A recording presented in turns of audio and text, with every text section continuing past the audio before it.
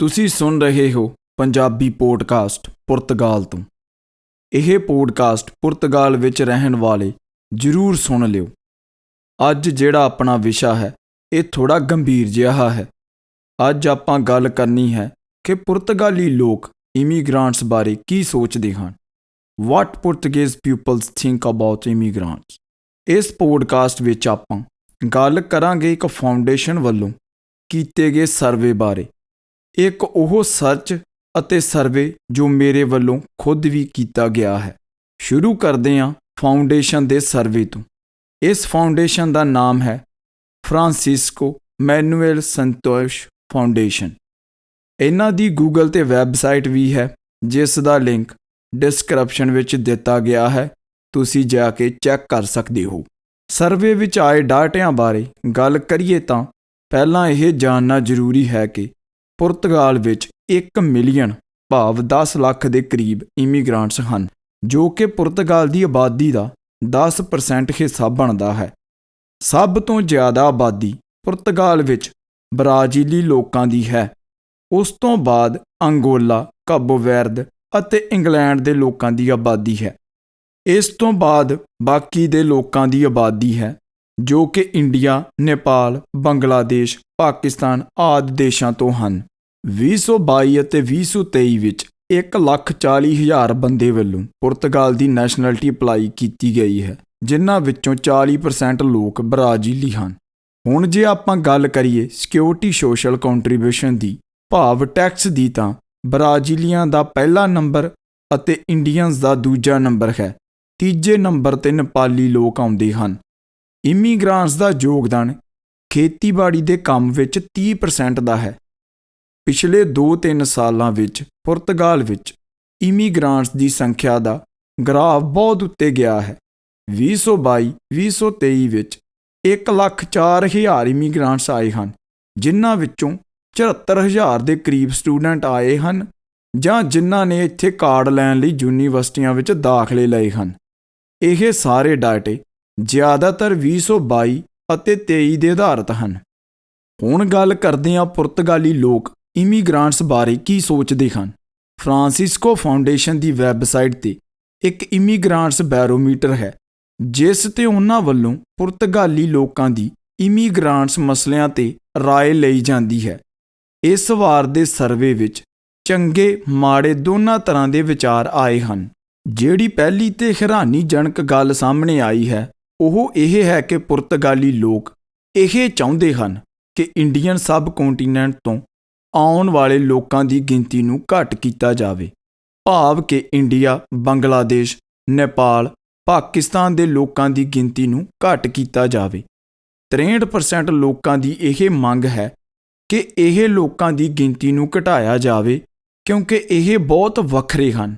ਪਰ ਇਸ ਦੀ ਗਹਿਰਾਈ ਵਿੱਚ ਜਾ ਕੇ ਸੋਚੀਏ ਤਾਂ ਇਸ ਦਾ ਕਾਰਨ ਕ੍ਰਾਈਮ ਜਾਂ ਆਪਣੇ ਲੋਕਾਂ ਵੱਲੋਂ ਸੋਚ ਨੂੰ ਨਾ ਬਦਲਣਾ ਵੀ ਹੋ ਸਕਦਾ ਹੈ, ਜਿਵੇਂ ਕਿ ਬਹੁਤ ਸਾਰੀਆਂ ਵੀਡੀਓ ਸਾਹਮਣੇ ਆਉਂਦੀਆਂ ਰਹਿੰਦੀਆਂ ਹਨ।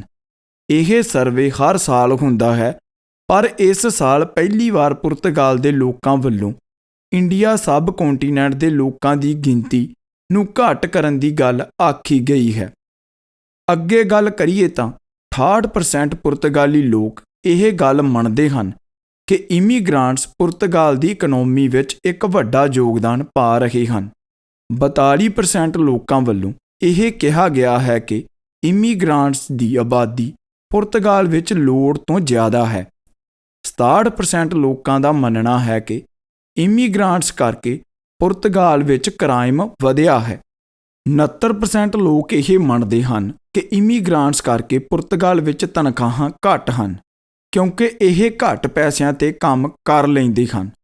52% ਲੋਕ ਇਹ ਮੰਨਦੇ ਹਨ ਕਿ ਇਮੀਗ੍ਰਾਂਟਸ ਬਹੁਤ ਘੱਟ ਟੈਕਸ ਸਿਕਿਉਰਿਟੀ ਸੋਸ਼ਲ ਨੂੰ ਦਿੰਦੇ ਹਨ ਪਰ ਬਹੁਤ ਜ਼ਿਆਦਾ ਸਹੂਲਤਾਂ ਲੈਂਦੇ ਹਨ। ਅੱਧੇ ਨਾਲੋਂ ਜ਼ਿਆਦਾ ਲੋਕਾਂ ਦਾ ਇਹ ਮੰਨਣਾ ਹੈ ਕਿ ਏਸ਼ੀਆ, ਅਫਰੀਕਾ ਆਦਿ ਤੋਂ ਆਉਣ ਵਾਲੇ ਲੋਕ ਪੁਰਤਗਾਲ ਵਿੱਚ ਡਿਸਐਡਵਾਂਟੇਜ ਪੈਦਾ ਕਰ ਰਹੇ ਹਨ, ਪਰ ਇੱਥੇ ਉਹਨਾਂ ਦਾ ਮੰਨਣਾ ਹੈ ਕਿ ਵੈਸਟ ਕੰਟਰੀਜ਼ ਤੋਂ ਆਉਣ ਵਾਲੇ ਲੋਕ ਪੁਰਤਗਾਲ ਵਿੱਚ ਐਡਵਾਂਟੇਜ ਲਿਆ ਰਹੇ ਹਨ। ਪੁਰਤਗਾਲੀ ਲੋਕ ਇਹ ਵੀ ਸੋਚਦੇ ਹਨ ਕਿ ਇੰਡੀਅਨ ਸਬ ਕੰਟੀਨੈਂਟ ਤੋਂ ਆਉਣ ਵਾਲੇ ਲੋਕ ਸਾਡੇ ਤੋਂ 81% ਵੱਖਰੇ ਹਨ। ਇਹਨਾਂ ਦਾ ਕਲਚਰ, ਰਹਿਣਾ ਬਹਿਣਾ, ਖਾਣ ਪੀਣ ਦਾ ਢੰਗ ਬਹੁਤ ਜ਼ਿਆਦਾ ਵੱਖਰਾ ਹੈ। ਚੀਨ ਵਾਲਿਆਂ ਨੂੰ 71% ਤੱਕ ਕਿਹਾ ਗਿਆ ਹੈ। ਅੱਗੇ ਸਰਵੇ ਵਿੱਚ 77% ਪੁਰਤਗਾਲੀ ਲੋਕ ਇਹ ਚਾਹੁੰਦੇ ਹਨ ਕਿ ਇਮੀਗ੍ਰਾਂਟਸ ਆਪਣੀਆਂ ਫੈਮਲੀਆਂ ਨੂੰ ਪੁਰਤਗਾਲ ਲਿਆਉਣ ਅਤੇ ਉਹਨਾਂ ਨਾਲ ਰਹਿਣ। 59% ਪੁਰਤਗਾਲੀ ਲੋਕ ਚਾਹੁੰਦੇ ਹਨ ਕਿ ਇਮੀਗ੍ਰਾਂਟਸ ਨੂੰ ਵੀ ਪੁਰਤਗਾਲ ਵਿੱਚ ਵੋਟ ਪਾਉਣ ਦਾ ਹੱਕ ਮਿਲਣਾ ਚਾਹੀਦਾ ਹੈ। 82% ਲੋਕ ਚਾਹੁੰਦੇ ਹਨ ਕਿ ਜੇਕਰ ਕੋਈ ਇਮੀਗ੍ਰਾਂਟ ਕ੍ਰਾਈਮ ਕਰਦਾ ਹੈ ਤਾਂ ਉਸ ਨੂੰ ਵਾਪਸ ਉਸ ਦੇ ਦੇਸ਼ ਭੇਜ ਦਿੱਤਾ ਜਾਵੇ। 77% ਲੋਕ ਚਾਹੁੰਦੇ ਹਨ ਕਿ ਜਿਹੜੇ ਇਮੀਗ੍ਰਾਂਟਸ ਇੱਥੇ ਕੰਮ ਨਹੀਂ ਕਰਦੇ ਜਾਂ ਟੈਕਸ ਨਹੀਂ ਦਿੰਦੇ ਉਹਨਾਂ ਨੂੰ ਵੀ ਵਾਪਸ ਭੇਜ ਦਿੱਤਾ ਜਾਵੇ। ਸਰਵੇ ਵਿੱਚ ਇਹ ਵੀ ਸਾਹਮਣੇ ਆਇਆ ਹੈ ਕਿ ਇਮੀਗ੍ਰਾਂਟਸ ਦੇ ਕੰਮ ਕਰਨ ਅਤੇ ਰਹਿਣ ਦੇ ਹਾਲਾਤ ਬਹੁਤ ਮਾੜੇ ਹਨ, ਪਰ ਸਰਕਾਰ ਵੱਲੋਂ ਉਹਨਾਂ ਨੂੰ ਬੈਨੀਫਿਟ ਬਰਾਬਰ ਦੇ ਹੀ ਮਿਲਦੇ ਹਨ। ਬਹੁਤ ਸਾਰੇ ਪੁਰਤਗਾਲੀ ਲੋਕ ਇਹ ਚਾਹੁੰਦੇ ਹਨ ਕਿ ਇਮੀਗ੍ਰਾਂਟਸ ਬਾਰੇ ਕਾਨੂੰਨ ਨੂੰ ਹੋਰ ਸਖਤ ਕਰਨਾ ਚਾਹੀਦਾ ਹੈ ਅਤੇ ਇਮੀਗ੍ਰਾਂਟਸ ਨੂੰ ਲੀਗਲ ਤੌਰ 'ਤੇ ਹੀ ਸੱਦਣਾ ਚਾਹੀਦਾ ਹੈ।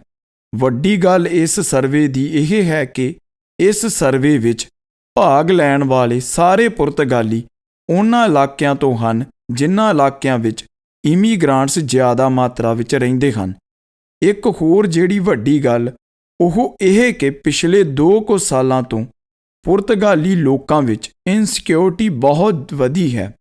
ਕ੍ਰਾਈਮ ਡਾਟਿਆਂ ਵੱਲ ਨਜ਼ਰ ਮਾਰੀਏ ਤਾਂ ਕ੍ਰਾਈਮ ਰੇਟ ਵਧਿਆ ਹੈ ਜਿਸ ਵਿੱਚ ਇਮੀਗ੍ਰਾਂਟਸ ਇਨਵੋਲਵ ਹਨ। ਰੋਬਰੀ, ਚੋਰੀ, ਕਿਡਨੈਪਿੰਗ ਆਦਿ ਵਿੱਚ ਵਾਧਾ ਹੋਇਆ ਹੈ। ਇਮੀਗ੍ਰਾਂਟਸ ਵੱਲੋਂ ਰੇਪ ਕੇਸ ਵੀ ਸਾਹਮਣੇ ਆਏ ਹਨ ਜਿਸ ਕਰਕੇ ਪੁਰਤਗਾਲੀ ਲੋਕਾਂ ਦੇ ਦੇਖਣ ਦਾ ਨਜ਼ਰੀਆ ਬਦਲਿਆ ਹੈ। ਜੇਕਰ ਮੈਂ ਆਪਣੇ ਵੱਲੋਂ ਕੀਤੇ ਸਰਵੇ ਦੀ ਗੱਲ ਕਰਾਂ ਤਾਂ 40 ਤੋਂ 45 ਲੋਕਾਂ ਨਾਲ ਗੱਲ ਕੀਤੀ ਜਾਂ ਕਰਦਾ ਰਹਿੰਦਾ ਹਾਂ। ਉਹਨਾਂ ਦੇ ਵੱਖ-ਵੱਖ ਵਿਚਾਰ ਹਨ। ਜ਼ਿਆਦਾਤਰ ਲੋਕ ਇਹੀ ਕਹਿੰਦੇ ਹਨ ਕਿ ਤੁਸੀਂ ਆਪਣਾ ਕੰਮ ਕਰੋ, ਆਪਣੀ ਲਾਈਫ ਜੀਓ, ਸਾਨੂੰ ਕੋਈ ਮੁਸ਼ਕਲ ਨਹੀਂ, ਪਰ ਸਾਡੇ ਲਈ ਮੁਸ਼ਕਲਾਂ ਨਾ ਖੜੀਆਂ ਕਰੋ।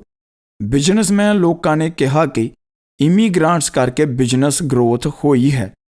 ਪਰਸਨਲ ਰਿਲੇਸ਼ਨ ਬਾਰੇ ਗੱਲ ਕੀਤੀ ਤਾਂ ਸੁਣਨ ਨੂੰ ਮਿਲਿਆ ਕਿ ਤੁਸੀਂ ਥੋੜ੍ਹਾ ਦਬਾ ਕੇ ਰੱਖਦੇ ਹੋ, ਪਰ ਬਹੁਤ ਸਾਰੇ ਲੋਕਾਂ ਕੋਲੋਂ ਇਹ ਮਹਿਸੂਸ ਹੋਇਆ ਹੈ ਕਿ ਉਹ ਮਜਬੂਰੀ ਕਰਕੇ ਪਸੰਦ ਕਰਦੇ ਹਨ ਤੇ ਕੁਝ ਦਿਲੋਂ ਪਸੰਦ ਕਰਦੇ ਹਨ। ਹੁਣ ਇਸ ਸਾਰੀ ਗੱਲਬਾਤ ਤੋਂ ਤੁਸੀਂ ਇਸ ਨਤੀਜੇ 'ਤੇ ਤਾਂ ਪਹੁੰਚੇ ਹੀ ਹੋਵੋਗੇ ਕਿ ਆਪਾਂ ਨੂੰ ਬਹੁਤ ਸਾਰੀਆਂ ਚੀਜ਼ਾਂ ਬਦਲਣ ਦੀ ਲੋੜ ਹੈ ਇਸ ਤੋਂ ਪਹਿਲਾਂ ਕਿ ਲੋਕਾਂ ਦੇ ਇਹ ਵਿਚਾਰ ਰੈਸਿਜ਼ਮ ਵਿੱਚ ਬਦਲ ਜਾਣ। ਲੋਕਾਂ ਦੇ ਵਿਚਾਰਾਂ ਦਾ ਭਾਰੀ ਗਿਣਤੀ ਵਿੱਚ ਬਦਲਣਾ ਬਹੁਤ ਸੁਹਾਵਣਾ ਨਹੀਂ ਹੈ। ਕੋਸ਼ਿਸ਼ ਕਰੋ ਗਲਤ ਚੀਜ਼ਾਂ ਤੋਂ ਬਚੋ, ਕਿਤੇ ਜੀਓਪੋਲਿਟਿਕ ਦੀ ਆੜ ਵਿੱਚ ਰਗੜੇ ਨਾ ਜਾਇਓ। ਜਾਂਦੇ ਜਾਂਦੇ ਇਹ ਪੁੱਛਣਾ ਚਾਹੁੰਦਾ ਹਾਂ ਕਿ ਸਾਨੂੰ ਵੀ ਕੋਈ ਸਰਵੇ ਕਰਨਾ ਚਾਹੀਦਾ ਹੈ ਜਿਸ ਵਿੱਚ ਆਪਾਂ ਇਮੀਗ੍ਰਾਂਟਸ ਦੀਆਂ ਮੁਸ਼ਕਲਾਂ ਦੱਸ ਸਕੀਏ। ਜੇ ਤੁਸੀਂ ਚਾਹੁੰਦੇ ਹੋ ਤਾਂ ਆਪਾਂ ਇਹ ਸਰਵੇ ਆਪਣੇ ਚੈਨਲ 'ਤੇ ਕਰਵਾ ਸਕਦੇ ਹਾਂ। ਕਮੈਂਟ ਵਿੱਚ ਸਰਵੇ ਕਰਾਓ ਲਿਖੋ। ਜੇਕਰ ਭਾਰੀ ਮਾਤਰਾ ਵਿੱਚ ਕਮੈਂਟ ਆਉਂਦੇ ਹਨ ਤਾਂ ਆਪਾਂ ਵੀ ਸਰਵੇ ਕਰਾਂਗੇ ਅਤੇ ਇਮੀਗ੍ਰਾਂਟਸ ਦੀਆਂ ਮੁਸ਼ਕਲਾਂ ਲੋਕਾਂ ਸਾਹਮਣੇ ਲੈ ਕੇ ਜਾਵਾਂਗੇ। ਧੰਨਵਾਦ।